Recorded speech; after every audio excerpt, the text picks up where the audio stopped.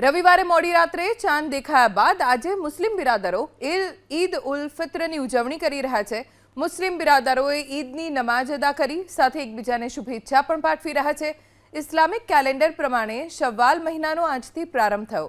રમજાન મહિનામાં 29 દિવસ રોજા ઉપવાસ બાદ હવે ઈદની ઉજવણી થઈ રહી છે। રમજાન ઈદની પૂર્વ સંધ્યાએ અમદાવાદની બજારોમાં નવા કપડાં, મીઠાઈ અને ભેટ સોગાદની ચીજ વસ્તુઓ ખરીદવા માટે મોટી સંખ્યામાં મુસ્લિમ બિરાદરો ઉમટ્યા। ઈદ ઉલ ફિત્રને પગલે અમદાવાદની મસ્જિદોને રોશનીથી શણગારવામાં આવી। આજે દેશભરમાં મસ્જિદોમાં ઈદગાહોમાં નમાઝ પઢવામાં આવી અને બાદમાં મુસ્લિમ બિરાદરોએ એકબીજાને કહ્યું ઈદ મુબારક। આજે મુસ્લિમ બિરાદરો માટે રમજાન મહિનાની સમાપ્તિ સાથે જ ઉજવણી શરૂ થઈ।